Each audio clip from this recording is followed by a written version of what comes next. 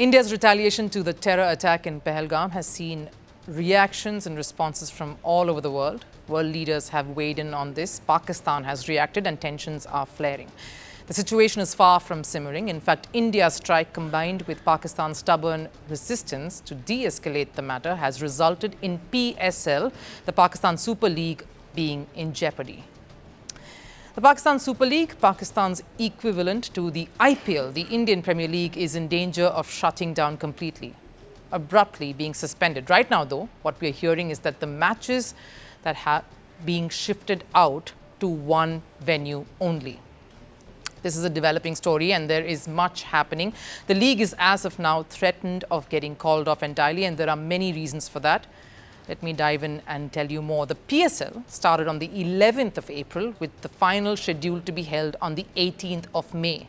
We're in the middle of the league with the league stages matches, group stages matches still on. So what's the latest? A drone crashed around the Rawalpindi Stadium a while earlier. The crash has injured a couple of people who are being tended to, and a restaurant has been damaged.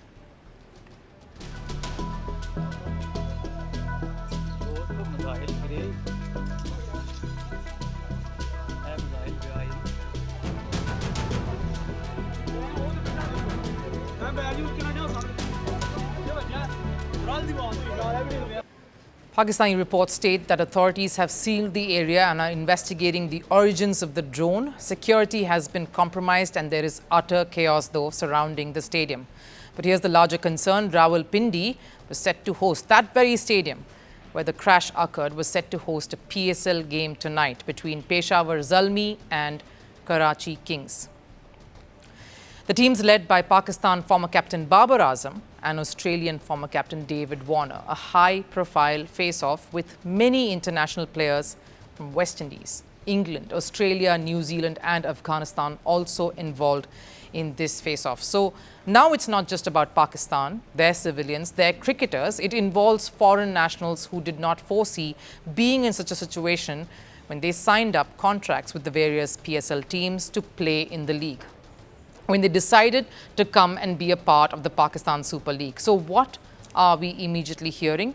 The relocation of the matches that are remaining. There are 7 of them. That's excluding the one that's going to be played today, including the knockouts and the big final, of course. They were set to take part across various venues, that is Lahore, Multan, and of course a few in Rawalpindi itself.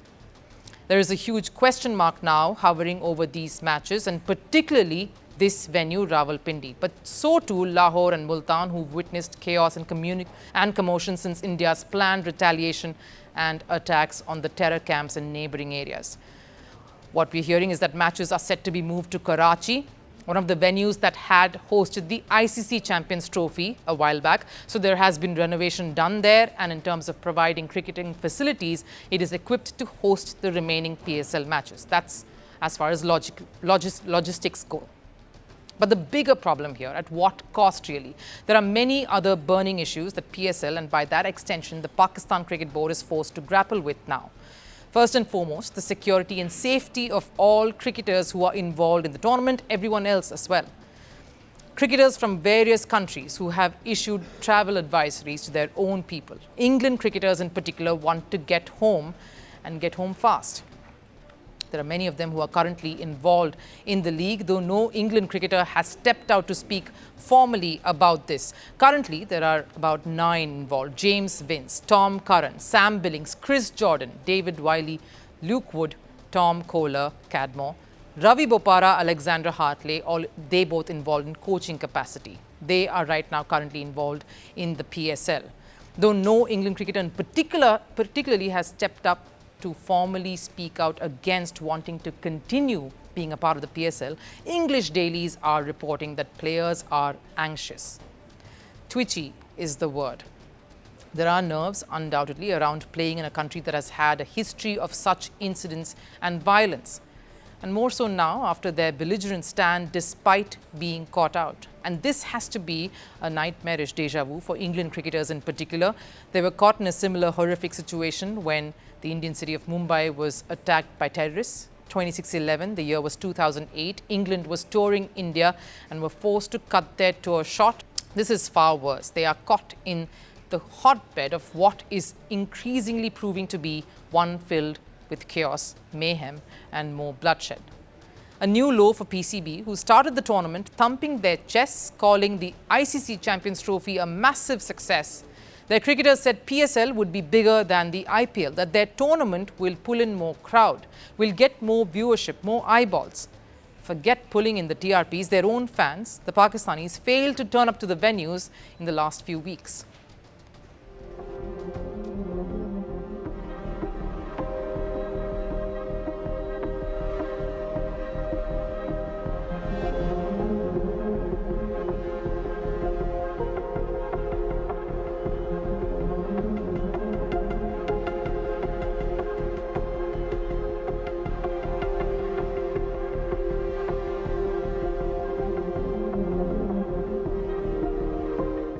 The crowds have not been there to watch any of the action as is, and the situation is spiraling now, much closer to home.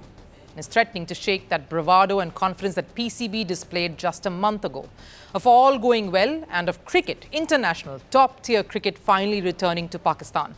The PCB is in a huddle now to try and find a solve, get something in place that will allay the fears that are already creeping up on cricketers and all people involved in the running and broadcasting of the PSL.